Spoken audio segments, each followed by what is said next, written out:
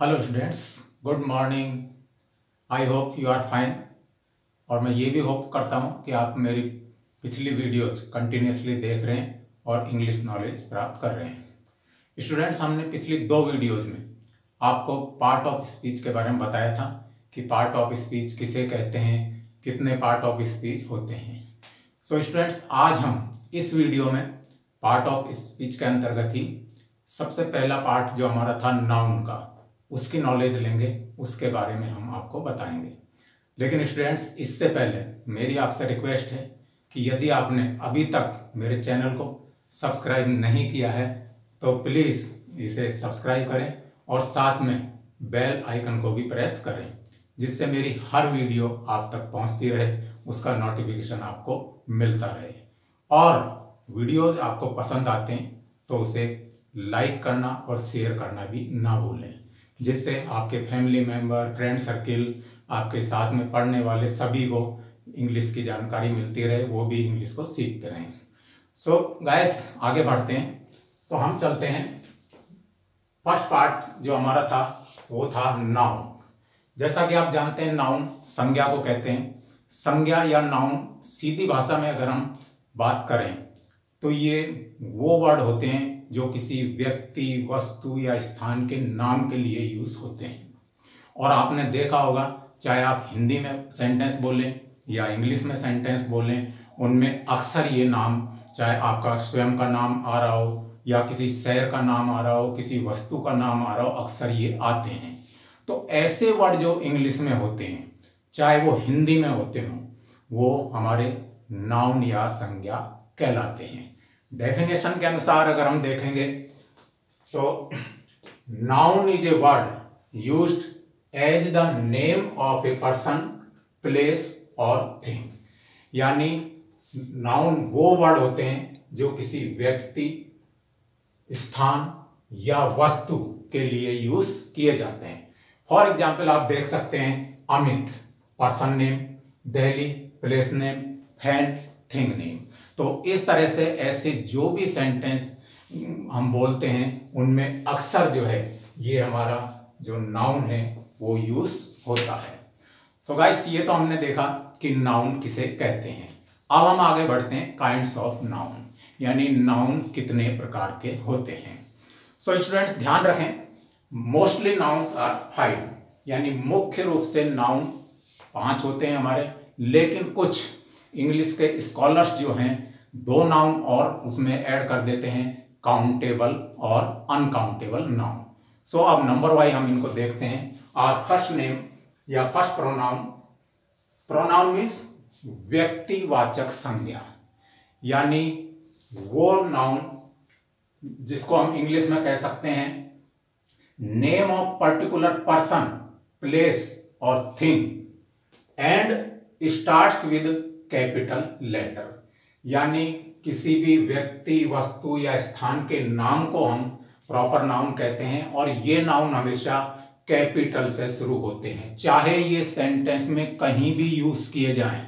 आप इनको starting, beginning में यूज कर रहे हैं, मिडिल में यूज कर रहे हैं, लास्ट में यूज कर रहे हैं, तो वहां इनका फर्स्ट लेटर हमेशा कैपिटल में होता है। सपोज यू से राहुल लिव्स इन दिल्ली, तो Rahul person name, are capital रहेगा आपका, दिल्ली प्लेस नेम, डी जो है उसका वो कैपिटल रहेगा।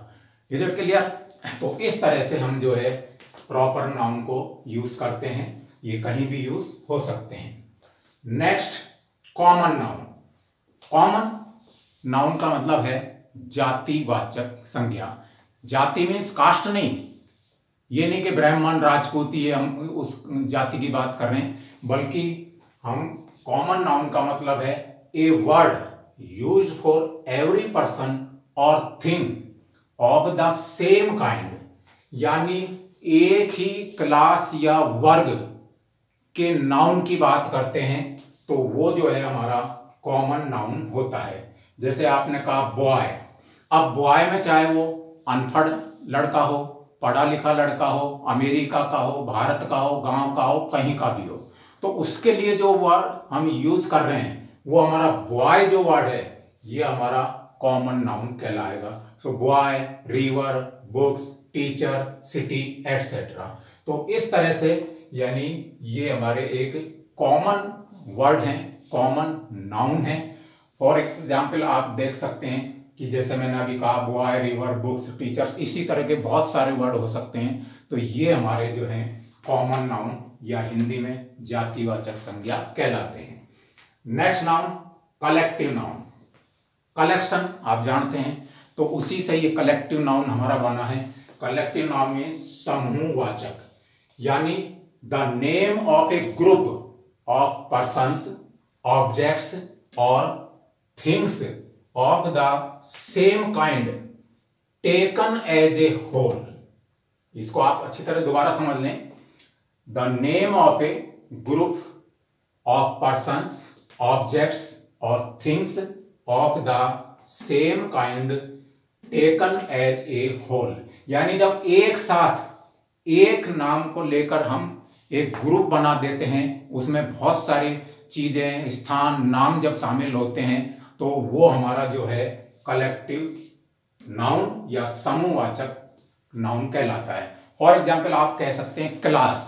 अब क्लास में गर्ल्स भी हैं, बॉयज भी हैं, या सारे स्टूडेंट मिलकर जो है एक क्लास या एक कलेक्टिव नाउन बना रहे हैं, और वो हमारा क्लास। या टीम, अब टीम में 5 खिलाड़ी हैं, 10 खिलाड़ी हैं, जितने भी हैं। तो इस तरह से आर्मी, आर्मी में बहुत सारी फौज के लोग शामिल हैं, तो वो आर्मी यानी वो कलेक्टिव नाउन है।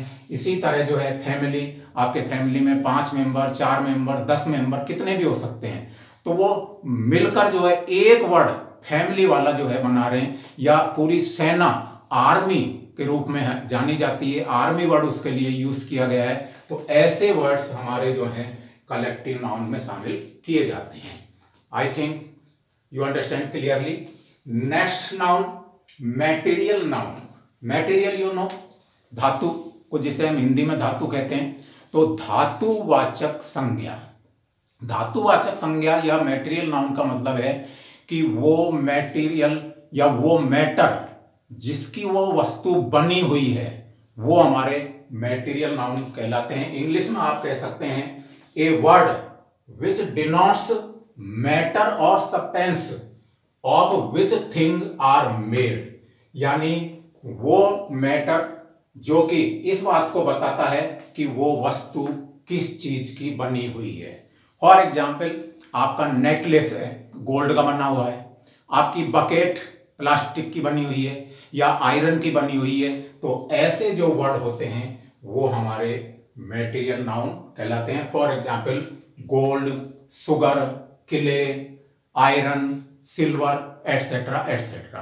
तो इस तरह के वर्ड जब हमारे सेंटेंस में यूज होते हैं, तो ये हमारे कौन से नाउन कहलाएंगे?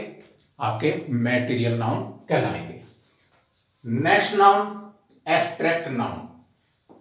इन हिंदी यू कैन से भाववाचक संज्ञा, यानी ऐसे वर्ड जो हमारी मनोदशा को या हमारे गुण को या हमारे कार्य को बताते हैं। ऐसे वर्ड जो है हमारे कौन से नाउन कहलाएंगे? एब्स्ट्रैक्ट नाउन कहलाएंगे।